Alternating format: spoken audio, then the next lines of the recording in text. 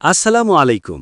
প্রথমেই থাকছে Iran, Israel ও যুক্তরাষ্ট্র ভয়ঙ্কর যুদ্ধের সংবাদ শিরোনামগুলো।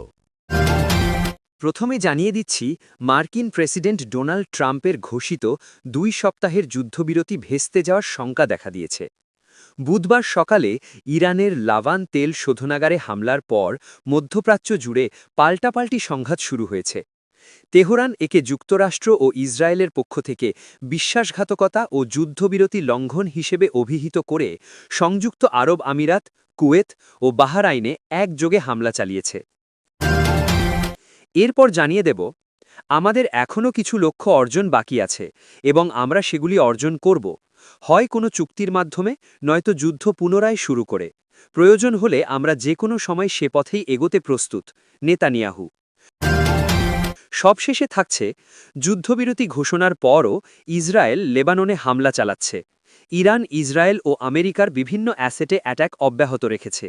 কাতারে আজ 7টি ব্যালিস্টিক মিসাইল ও একাধিক ড্রোন হামলা করেছে ইরান।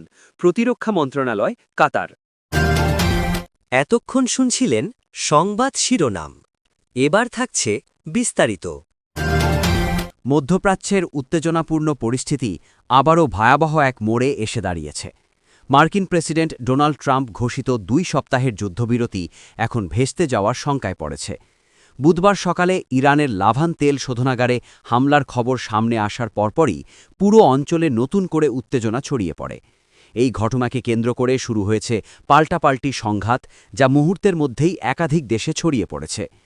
আন্তর্জাতিক বিশ্লেষকরা বলছেন, এই হামলা শুধু একটি সামরিক পদক্ষেপ নয়, বরং এটি একটি বড় কৌশলগত বার্তা, যা পরিস্থিতিকে আরও জটিল করে তুলছে। ইরান এই হামলাকে সরাসরি যুক্তরাষ্ট্র ও ইসরায়েলের পক্ষ থেকে বিশ্বাসঘাতকতা এবং যুদ্ধবিরতি লঙ্ঘন হিসেবে উল্লেখ করেছে। তেহরান দাবি করেছে, শান্তির সুযোগকে কাজে না লাগিয়ে বরং তাদের গুরুত্বপূর্ণ জ্বালানি স্থাপনাকে লক্ষ্যবস্তু করা হয়েছে।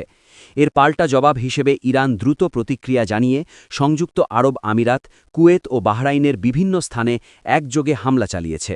এই সমন্বিত আক্রমণ প্রমাণ করে যে ইরান এখন কেবল প্রতিরক্ষামূলক অবস্থানে নেই, বরং আক্রমণাত্মক কৌশল গ্রহণ করেছে। ফলে পুরো অঞ্চলে নিরাপত্তা পরিস্থিতি মারাত্মকভাবে অবনতির দিকে যাচ্ছে।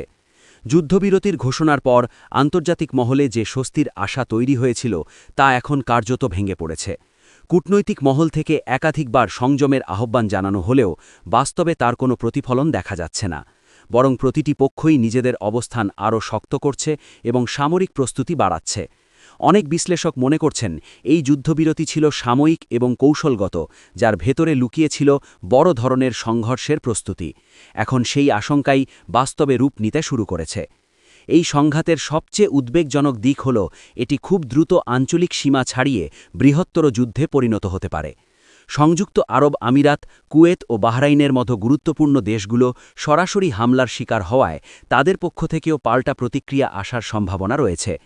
একই সঙ্গে যুক্তরাষ্ট্রের সরাসরি সম্পৃক্ততার সম্ভাবনাও উড়িয়ে দেওয়া যাচ্ছে না। যদি এই সংঘাত আরও বিস্তৃত হয়, তাহলে তা শুধু মধ্যপ্রাচ্য নয়, বরং বৈশ্বিক নিরাপত্তা ব্যবস্থাকেও হুমকির মুখে ফেলতে পারে। এরই মধ্যে এই উত্তেজনার প্রভাব পড়তে শুরু করেছে বৈশ্বিক অর্থনীতি ও জ্বালানি বাজারে।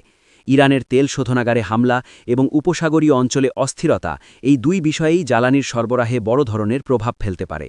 বিনিয়োগকারীরা ইতিমধ্যেই সতর্ক অবস্থানে চলে গেছেন এবং বিভিন্ন দেশের সরকার জরুরি প্রস্তুতি নিতে শুরু করেছে।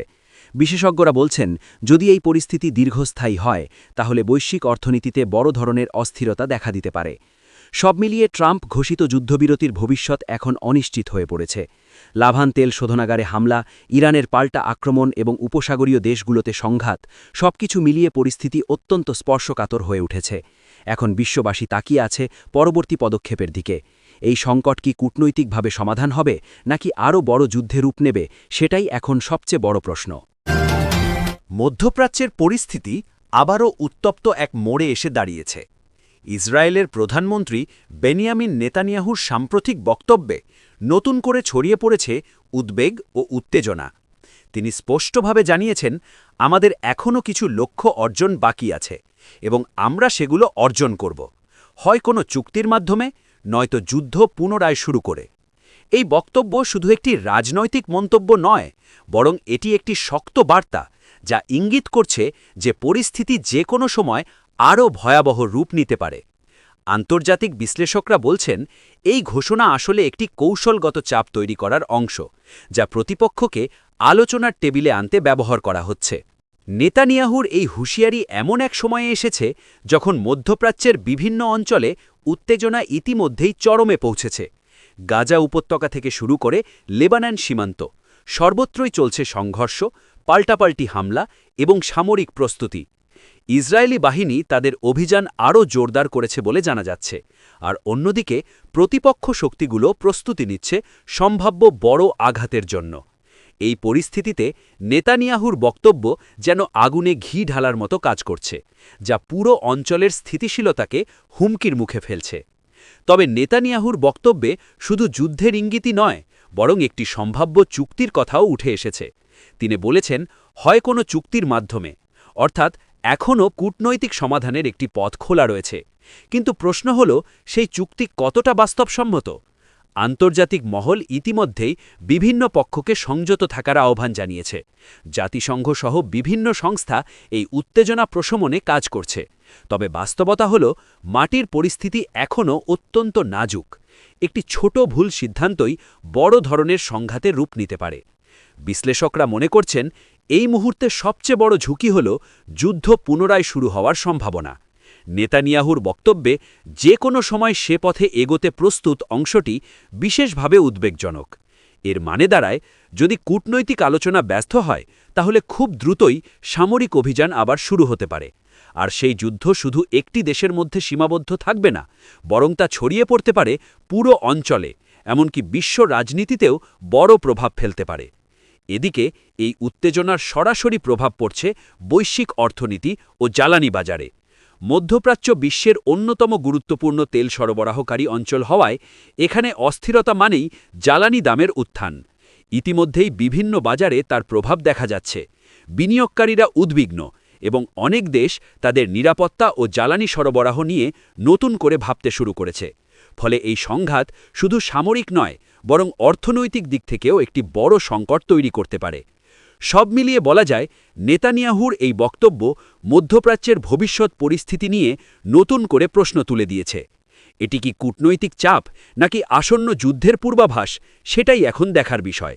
বিশ্ববাসী এখন অপেক্ষা করছে পরিস্থিতি কোন দিকে মোড় নেয়। শান্তির পথে এগোবে নাকি আবারও যুদ্ধের আগুনে জ্বলবে এই অঞ্চল। আপাতত সবাইকে তাকিয়ে থাকতে হচ্ছে পরবর্তী পদক্ষেপের দিকে, কারণ যে কোনো মুহূর্তে বদলে যেতে পারে পুরো চিত্র। মধ্যপ্রাচ্যের পরিস্থিতি আবারও ভয়াবহ এক অনিশ্চয়তার দিকে এগিয়ে যাচ্ছে। যুদ্ধবিরতি ঘোষণার পরও থেমে নেই সংঘর্ষ, বরং নতুন করে সহিংসতা বাড়ছে বলে জানা যাচ্ছে। ইসরায়েল লেবাননের বিভিন্ন এলাকায় হামলা চালিয়ে যাচ্ছে, যা এই অঞ্চলের স্থিতিশীলতাকে আরও নাজুক করে তুলছে। একই সময়ে ইরানও তাদের সামরিক কার্যক্রম চালিয়ে যাচ্ছে, বিশেষ করে ইসরায়েল ও যুক্তরাষ্ট্রের বিভিন্ন গুরুত্বপূর্ণ অ্যাসেটকে লক্ষ্য করে আক্রমণ অব্যাহত রেখেছে। এই পরিস্থিতি আন্তর্জাতিক মহলে গভীর উদ্বেগ তৈরি করেছে, কারণ যুদ্ধবিরতির পরও যদি হামলা বন্ধ না হয় তাহলে তা বড় ধরনের সংঘাতে রূপ নিতে পারে। সর্বশেষ তথ্য অনুযায়ী কাতারের প্রতিরক্ষা মন্ত্রণালয় জানিয়েছে, আজ ইরান 7টি ব্যালিস্টিক মিসাইল এবং একাধিক ড্রোন ব্যবহার করে হামলা চালিয়েছে। এই হামলার লক্ষ্যবস্তু ছিল কৌশলগত গুরুত্বপূর্ণ স্থাপনা, যা পুরো অঞ্চলে নিরাপত্তা শঙ্কা আরও বাড়িয়ে দিয়েছে।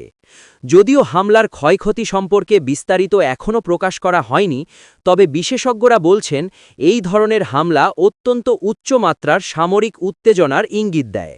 ব্যালিস্টিক মিসাইল ব্যবহার মানেই এটি একটি পরিকল্পিত ও শক্তিশালী বার্তা, যা সরাসরি প্রতিপক্ষকে চ্যালেঞ্জ ছুড়ে দেয়। যুদ্ধবিরতির ঘোষণার পর সাধারণ মানুষের মধ্যে কিছুটা স্বস্তি ফিরে আসার আশা ছিল, কিন্তু বাস্তবে দেখা যাচ্ছে সেই আশার জায়গা এখন ভেঙে পড়ছে। লেবাননে ইসরায়েলি হামলা এবং কাতারে ইরানের আক্রমণ, এই দুই ঘটনাই প্রমাণ করছে যে শান্তির পথ এখনও অনেক দূরে। আন্তর্জাতিক কূটনৈতিক প্রচেষ্টা চললেও মাঠের বাস্তবতা ভিন্ন চিত্র তুলে ধরছে। অনেকেই বলছেন এই যুদ্ধবিরতি হয়তো শুধুই কৌশলগত বিরতি ছিল, স্থায়ী সমাধানের সমাধানের কোনো নিশ্চয়তা নয়। বিশ্লেষকদের মতে এই পরিস্থিতি খুব দ্রুত নিয়ন্ত্রণের বাইরে চলে যেতে পারে, কারণ একদিকে ইসরায়েলের ধারাবাহিক সামরিক অভিযান, অন্যদিকে ইরানের পাল্টা হামলা এই সংঘাতকে আরও জটিল করে তুলছে।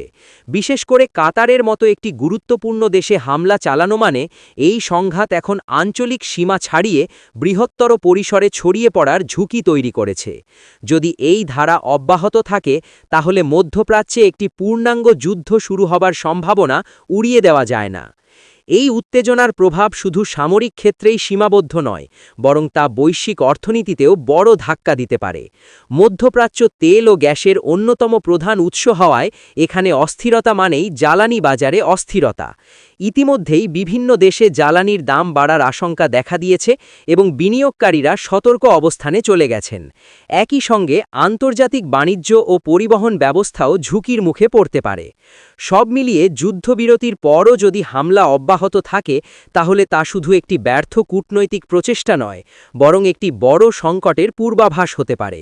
কাতারে মিসাইল হামলা, লেবাননে আক্রমণ এবং ইরান ইসরায়েল উত্তেজনা সবকিছু মিলিয়ে পরিস্থিতি এখন অত্যন্ত স্পর্শকাতর। বিশ্ববাসী এখন তাকিয়ে আছে পরবর্তী পদক্ষেপ কী হয়। শান্তি ফিরবে নাকি আরও বড় সংঘাতের দিকে এগোবে মধ্যপ্রাচ্য, সেই উত্তরই এখন সবচেয়ে বড় প্রশ্ন।